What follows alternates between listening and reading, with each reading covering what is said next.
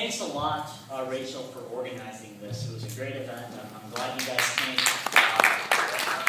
Thank you. Just real quick, I hope everyone had an open mind in here. I realize we all have our preconceived notions, but I think it's always important to come with an open mind and give everyone a fair shot. To begin, I just want to respond on a couple comments that we weren't able to respond on. First, with the foreign policy, about the comment that America dictated to other nations.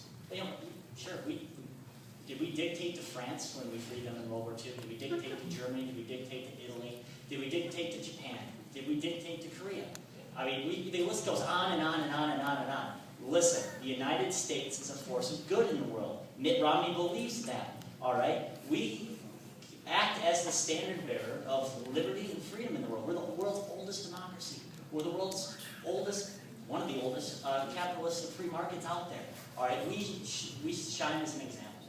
The second point, listen, and it was clear at this debate, the Obama team has no plan in creating jobs. Their plan in creating jobs is to throw billions of dollars into investments. They did that with their near $1 trillion stimulus, no new jobs. Romney's plan, make sure we have energy independence in America, and we can do that by making sure we can drill on federal land. If you look out west, almost all of the west is federal land. We could let these people drill. We need more permits, not less, and that's what we've seen in this administration.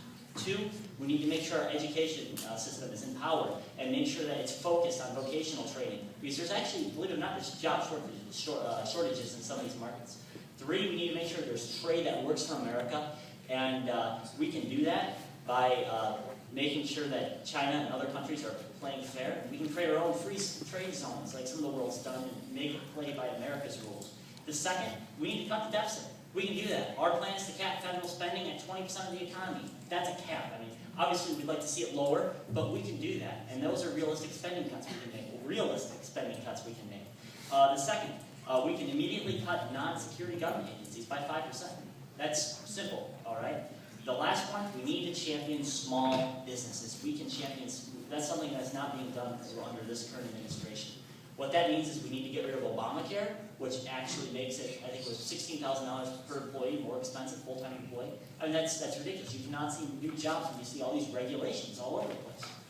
Listen, we can have an alternate course for the next 4 years. The next 4 years do not have to be the last 4 years, where education costs have skyrocketed, where your chances of getting a job have diminished greatly, mind you.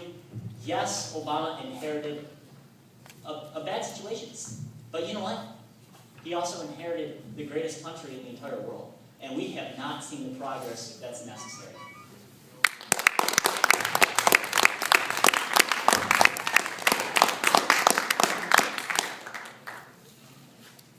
Once again, we'd like to thank all of you for coming out and hearing what we have to say, as well as the Students for Liberty for putting this event on. We believe it's very important for everyone to be informed.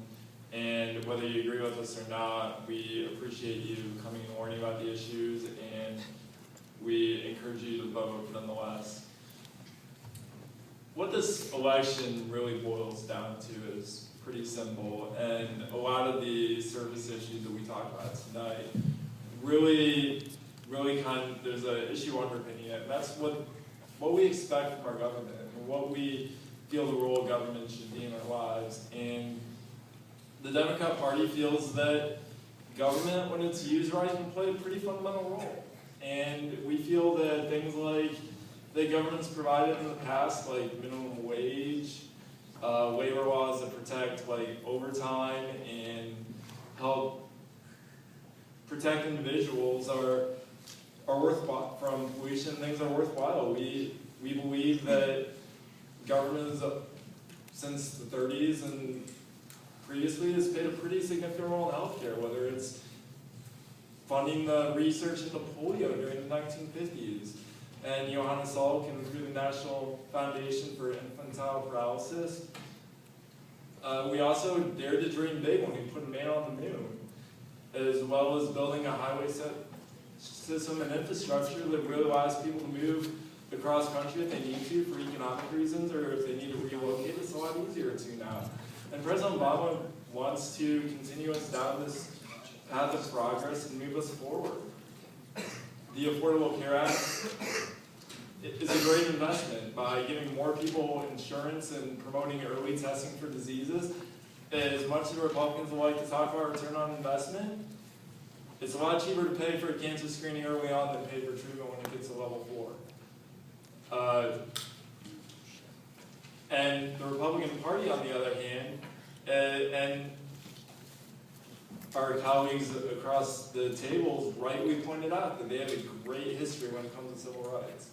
They were the party of Lincoln. They were the party that really promoted and civil rights from Reconstruction era through to the 1960s, which kind of raises the question, why now they're regressing so much, not only from where we stand today, but from what their own party's platform is in denying civil rights in the forms of gay marriage and other issues, and women's right to choose their own health care.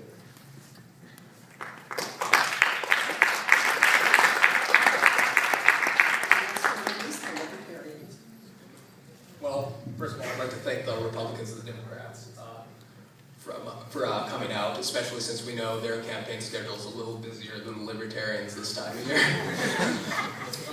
But obviously, you know, Tom and I are here tonight because we have the best well-known candidate or the best funded candidate, but we feel strongly that this is really a moral choice and that you guys shouldn't have to settle for the lesser of two evils. And with Gary Johnson being the only candidate who's consistently pro-peace, consistently pro-drug legalization, consistently respects the Constitution, we don't think this moral choice can be any clearer. So when you go into the ballot box on in November 6th, register that discontent that you have with these parties and their broken promises, their deficits, their wars, and their consistent violation of our rights. And thanks for coming out.